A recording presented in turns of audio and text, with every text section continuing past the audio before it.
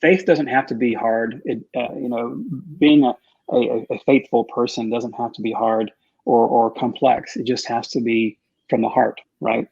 Being able to listen authentically, being able to love. I mean, I give you those 4 letters, and that's the heart of the New Testament, in my opinion. Is that it's about love and about and actually it predates Christianity. This idea of the golden rule, you've heard about that. Do unto others as you would have others do unto you. That predates Christianity by thousands of years, and that's what it's all about. Is being a good person and helping others just as you would want to be helped. And now a word from our sponsor, ETS Solutions.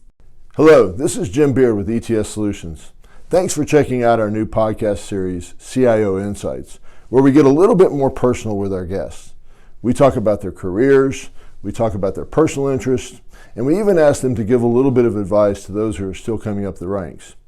For over 20 years now, ETS has been providing award-winning technology consulting services.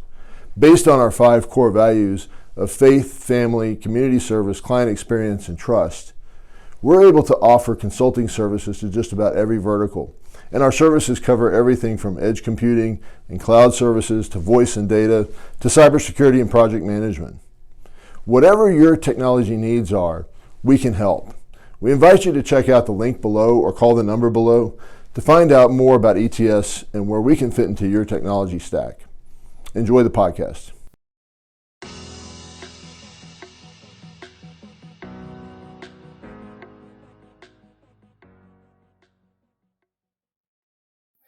Hey everyone, welcome to the CIO Insights Podcast by ETS Solutions. I'm your host, Christian Brown, and today we have a super exciting episode for you.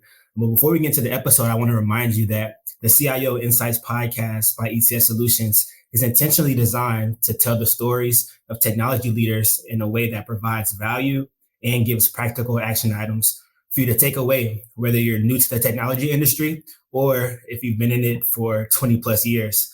And today we have Dr. Ken, who's the current CIO of Karen Biotech.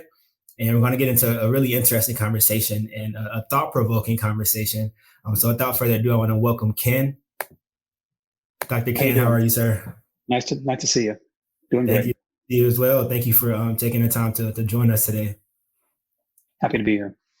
Awesome. So let's get right into it. Why don't you just tell the audience, about the path that has led you to where you are today. Okay, sure. Started my career some 20-something years ago as a teacher, as an instructor. I was what you would call a trainer, a technology trainer back in the early days. But as I kind of grew up and got more involved into technology, I got involved in more intranet at the time technologies right around the turn of the century. I kind of made my name with doing education and technology, kind of blend those two together. Did my first CIO role with a staffing company that was going through a large merger. So not only was I doing technology, but I was also doing M&A work and that sort of stuff. So that kind of caused me to grow up very quickly by the time I was about 30.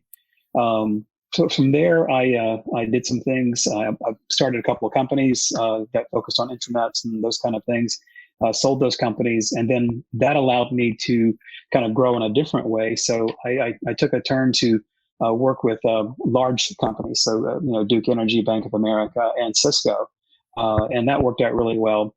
My passion, of course, still was with education and technology. My PhD is in organizational change. So kind of blending those two things together, technology and org change, worked out well when I was helping build the North Carolina Research Campus in North Carolina some 10 or 12 years ago, which was a human health, agriculture, nutrition institute based near Charlotte. So that was really a fun part of what I do. And then ultimately what I'm doing now is kind of in that same vein, helping Karen Biotech kind of negotiate those waters from invention to commercialization. And so it's not so much about the technology itself. It's a key part of it. I'd call it table stakes. But how do you take those technologies and get them to the market in a way that is meaningful, valuable, and relevant to the market? Yeah, that's awesome. I love that. And one of the reasons why I'm so excited to have this conversation is because I notice there's a lot of synergies between yourself and like ETS Solutions as a company, because not only are you a CIO, but you're an entrepreneur, right? And not only are you an entrepreneur, but you're a faith-driven entrepreneur, right? Yeah. And with ETS being a faith-based company, we really believe that God provides us with everything, that He blesses us with everything that we have, and it's our duty to be a blessing to our community and those around us. And one thing that I found interesting about you is that you got your master's in Christian studies. That's right, from Duke, right? Duke's Divinity School. From Duke, yeah. So you're right. I mean, that's something you don't really see in a technology executive or that sort of thing, but it informs me, and I think kind of connecting with you guys is a good way to show and share, why that's important to me. Yeah. So talk about that. Talk about like why you decided to pursue that as a master's degree. Well, it takes a little bit of exposition because it goes way back to my undergraduate days. I spent my undergraduate days at a place called Pfeiffer College at the time, and it was a Methodist-based school, and I became who I am there. It was a traditional liberal arts college where I was able to learn about everything. So not just technology, not just about liberal arts or liberal studies, but everything. And this idea of being, some people call it a Renaissance man or that kind of thinking, or just someone who, would just be interested in learning as much as you can about as much as you can. Henry James said that. He said, we should all endeavor to become one on whom nothing is lost. And the 19-year-old version of me kind of really took that to heart and kind of off I went. So after undergrad, I actually thought I'd go to graduate school for divinity school, and had been accepted at Vanderbilt, and had also almost went to Duke at that time too, by the way.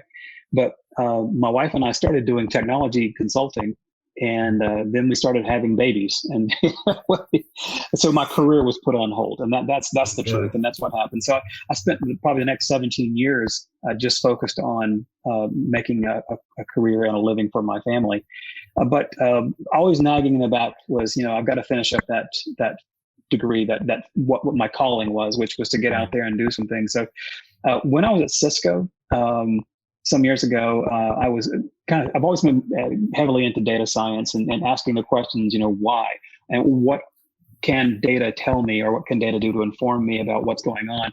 It's right after that 2008 market kind of crash, and we all kind of re-examined ourselves. Much like we're re-examining now after COVID, but back in 2008, people were really just scared because it was for a huge population. A lot of the what you would call the Gen Xers and things like that, they never really had experienced a downturn.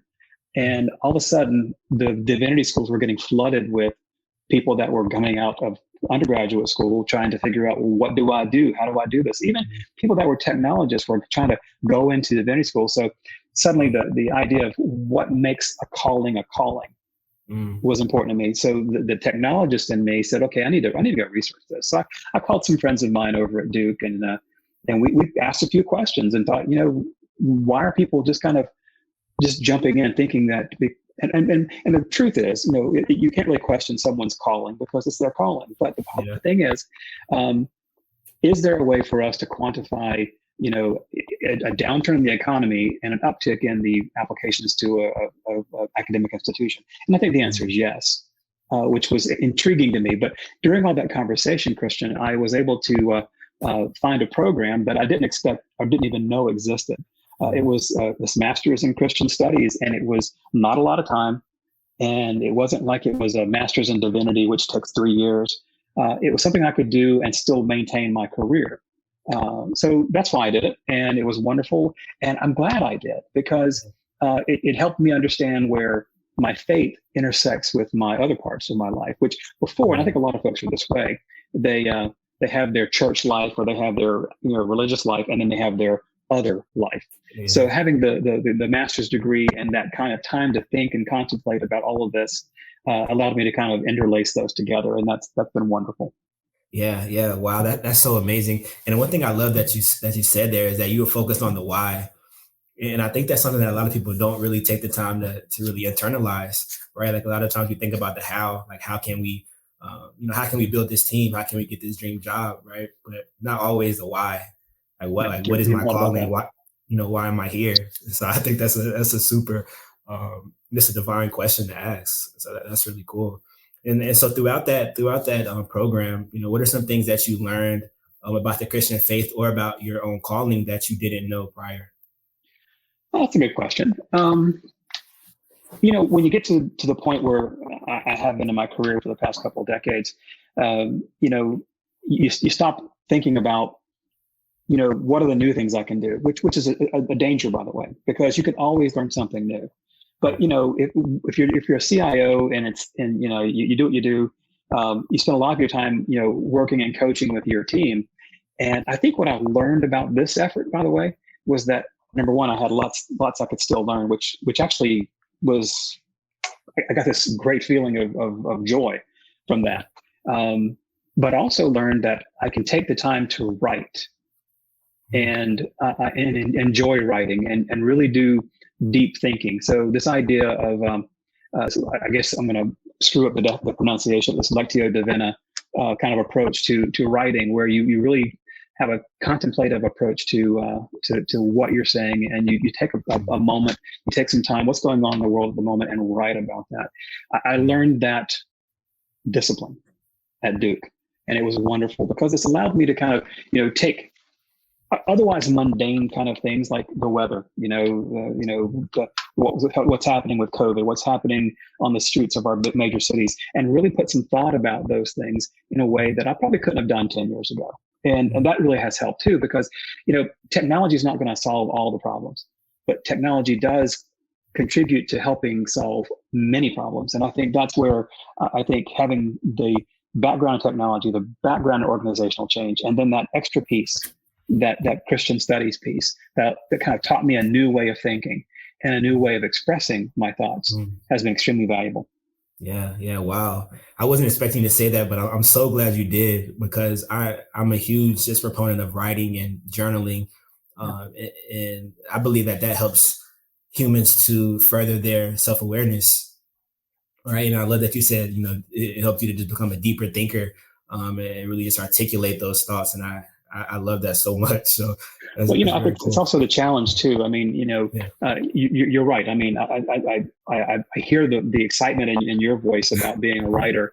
But what's one of the challenges and the detriments of being in technology is that if you get into, I call it being in the weeds versus above the fray. And especially if you're dealing with a technology problem, your brain goes somewhere else. Your brain goes deep into the technology and you're trying to solve those problems. It doesn't exist at that higher plane that you need to do this kind of writing that I'm talking about. In fact, every Christmas, every New Year's, actually, I send out a holiday note.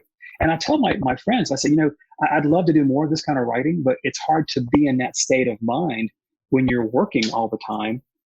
So your brain doesn't really work. So you have to kind of get in that mode. You got to get in that kind of zone, if you will, to be able to write. I think you know what I'm talking about. I mean, if everybody could just write, these wonderful pieces, these epithets or these missives, they would, but they can't because their brain is elsewhere engaged. And I think that's what really helped me at Duke, was to kind of allow myself to stretch a little bit and kind of be able to get into that zone more easily. Yeah. No, that's so true. And so we talk about that. We talk about just being able to be a deep thinker and being a man of faith, and how that has helped you also just, think more divinely, if you will. So where do you feel like faith and technology intersect? That's a really good question. I mean, I used to think it was like totally different. Yeah. But then I had this wonderful class at Duke that was in all things church music. And, I'm a big fan of music. I think that music is what brought me back to the church as a young man. I think we all go through these phases where, maybe we grow up in the church and then you kind of go away from the church a bit, and then some sort of whatever happens and you're back in the church. Well, my something whatever was music. And what's interesting is I wouldn't really think about it as technology until we talked about it in class one time about the logic of music. And, the professor would talk about, well, this piece is very similar to this piece, but it's an entirely different piece. It uses the same, notes, A, B, C, D, E, F, G, but those notes arranged in a different way give you everything, it gives you Mozart. It gives you, everything.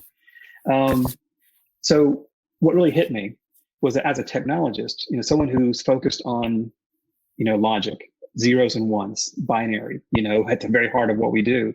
And then we talk about the business layer of what we do, which is the implications of technology on business, right? All that stuff. You kind of go through that whole OSI model and you go through the whole enterprise architecture stack, and you realize at the core of it all is what my friend Vinny Ross used to say at MIT, that it's the organizing logic behind it all that makes it all work. And then I thought, well, music, it's the same thing. So that's probably what I learned, that I could use music and faith and technology to kind of be that bridge. And I know it's kind of interesting, and it maybe it garnished some more thought, but that's what really happened to me. I was amazed that when I went back to my repertoire of things that I did over in the, as a child, even music and stuff that I did as a young performer, and re-examine that now 20 years on, it's like, oh, it was informed with some sort of faith. I just didn't realize it at the time. So being able to go back to your previous works and realize, oh, I didn't think I was thinking about, God and the human condition. I didn't think I was, but clearly I was. So it's kind of cool to see how that link can kind of bring out that faith and technology connection. Yeah. And that's so cool. And one thing I do strongly believe about faith is that everybody has their own introduction or just relationship with God and with their faith, right? And for you, that connection kind of happened, though that reconnection happened with music, but it can happen with so many other things. Like for me personally, I grew up in the church, but I kind of veered away, during my college days. But it was traveling that really brought me back to the church, and just being exposed to so many different people and realizing that God did make man in his image, and just seeing how beautiful that was, right, brought me back into the church. And so that's so cool, just the different facets of faith, and just where, this is where faith can lead you, right? Absolutely. So, especially if you take the time to listen. Faith doesn't have to be hard. Being a faithful person doesn't have to be hard or complex. It just has to be from the heart, right? Being able to listen authentically, being able to love. I mean, I give you those 4 letters, and that's the heart of the New Testament, in my opinion, is that it's about love and about, and actually it predates Christianity, this idea of the golden rule. You've heard about that. Do unto others as you would have others do unto you. That predates Christianity by thousands of years. And, and that's what it's all about, is being a good person and helping others just as you would want to be helped. Yeah, I love that. And so on that topic of just people, right? And I know you got your PhD in organizational studies, is that right? Right. Well, organization change, leadership, that sort of thing. Right. So let's talk about that now. How did your faith and your belief impact your ability to lead people and just become a better leader and CIO throughout your career?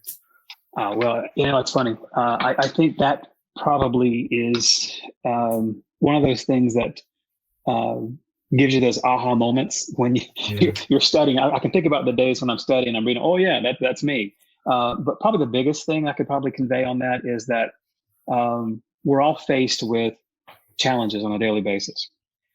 So helping someone understand and kind of navigate that process is, I think, what I really like to do. And I think that's what kind of brings those connections together with faith, with technology, with org change, specifically in helping people navigate those disorienting dilemmas. Okay, this idea that, people will go through change in their entire life, but very rarely will they transform. Okay. It's only when people are shaken to their core will they actually transform. And that's what this idea of disorienting dilemmas is all about. That there has to be some sort of thing that is a dilemma. Again, that word, I got this way or that way. Okay. A dilemma. And if it's disorienting enough, then it won't just be change, it'll be transformation. And I think that's where the church and that's where religion has a really interesting place in all this. It's not that I use that every single day in my work, but I am aware of it and I'm aware of its power. And when I see people struggling with, their work, it's usually not about the work. It's usually not about the technology. It's about, their understanding and their placement in this world. Or maybe they're trying to be what they think others need them to be. So I think one of my unique gifts, if I can call it that, is just sitting with people and listening authentically and having these conversations that turn into these commitments, these ideas that, hey, let's find a way to make this work for you. And if it's for a company, then it works for you and for me and the company. So it's a very interesting approach, I think, but that's how it works. Mm-hmm. Yeah, I love that. And it is so important, just being able to listen and being an active listener. Right. I would say I have that gift too. And it's just, I think maybe that's one of the reasons why, I love podcasting so much. It's just because I love listening and learning and just taking those little tidbits, right. And letting them just plant seeds in my mind and really just grow something beautiful. Correct. Yeah. And so as we get to the last question of this portion, I want to ask you, so if you were talking to a young person like myself who's just coming up in this technology industry, what advice would you give them to help them reach their goals, which may be to be a CIO one day? Oh, wow. It's funny. The CIO role has changed so much. Even my role, we've changed the I from information to innovation. So this idea of being a chief innovation officer. So I would say to the person coming up, be ready to be resilient. Be ready for change and transformation. Be aware. Be ready to listen. Again, as you said, actively, or what I say, authentically. Pay attention, and don't be a one-trick pony. Mm-hmm. Don't say that you're a DB, programmer or a DBA or whatever it might be, or that you're a .NET person. You're everything. And that's what I love about DevOps, by the way. If you've seen the DevOps change over the past few years, is that it really takes a focus, not just for development, but for infrastructure and operations as well. And it kind of blends it all together with this idea that you have to be connected and aware of it all. You can't just say, well, I'm one thing or another in technology anymore. Technology is in everything that we do. So to the young person, I would say, if you work for company X, make sure you understand what company X does for business, what product they sell, what service do they share with the world. Make sure you're informed about all of that, not just the fact that you're banging out code every day. Yeah. Great advice. That's awesome. So now we're going to get into our Fab 5 round, which is sort of like a lightning round where we just ask 5 quick and fun questions that'll make you think on your toes. And so I'm excited for that. But before we get into the Fab 5 round, I just want to remind you all that this podcast is brought to you by ETS Solutions. And ETS is a faith-based technology consulting firm. And as experienced technology consultants, we use our expertise in multi-location implementations to deliver on the ETS Experience Guarantee, which is to increase revenue, improve operational efficiency, and lower total cost of ownership. So for more information on ETS, visit etssolutions.com, and I'll put the link at the bottom. There it is. And so now, Dr. Ken, are you ready for the Fab 5? Let's go for it.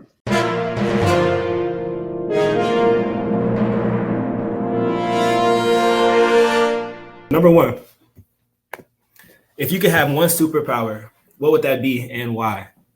You mean like laser beams from my eyes kind of superpower? Any superpower. No, I think on this one, and it's probably everybody wants it too, it's this idea of patience.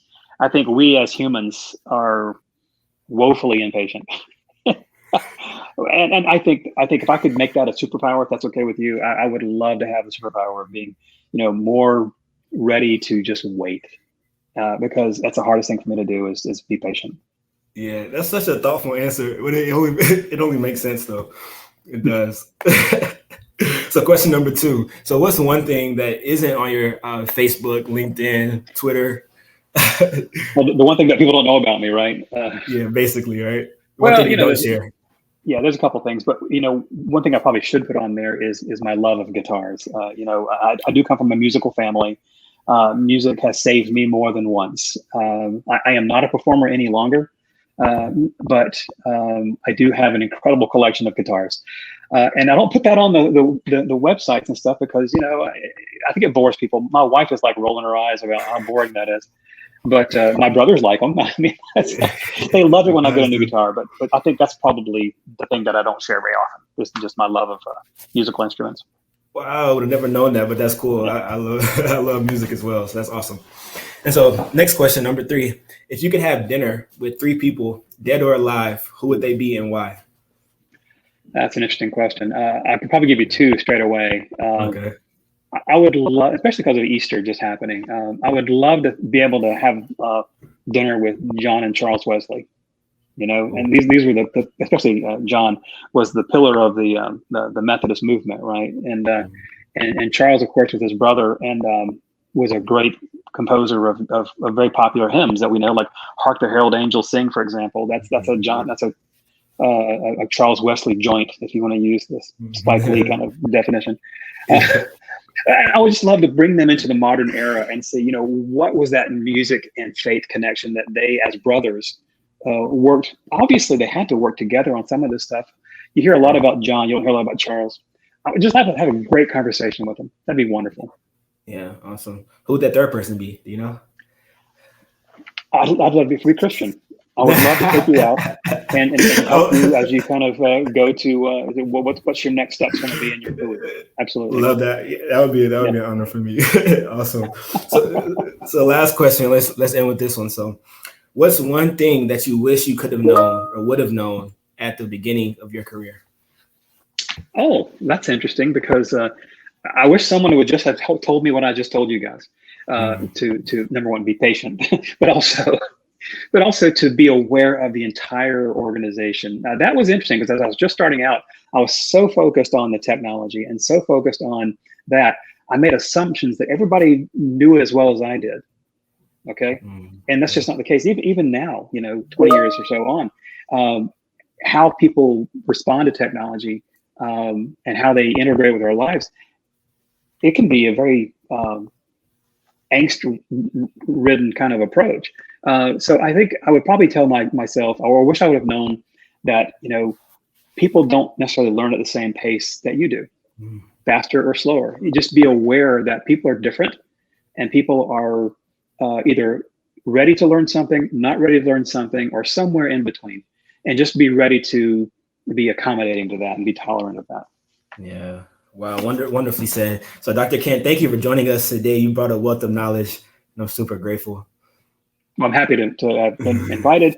Happy to do it and look forward to that dinner with you, actually. Yeah, likewise. Well, there it is, guys. CIO Insights Podcast by ETS Solutions. See you all in the next episode. Take care.